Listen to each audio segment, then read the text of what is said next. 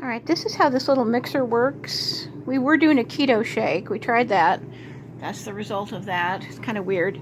Anyway, to start this off, to start it off, you turn it upside down, push twice. They want you to start it with the blade by itself, and then you flip it.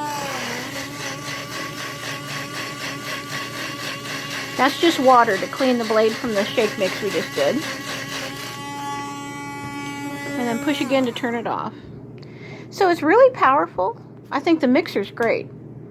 I don't have much to say about the other item, but the mixer seems to be good. It's just, what I don't like about this is that it's a heavy glass jar. That seems really awkward. Whoops. Yeah, I know, I bumped it. Anyway, you recharge it via USB right here. Okay, whoops, I'll fix that later. Anyway, the glass jar is really heavy and it screws in. And this is as big as it gets, which is not real good.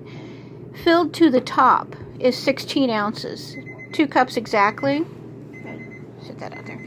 Anyway, but by the time we added we did 1 cup and a scoop of this just to get it mixed up, and we're going to add the other cup, there was no room. So this thing is too small for most purposes. Make a half a batch of what you want. If you just want to crush some fruit and add some water to it, this would be fine. But it's really heavy, very powerful, but too small.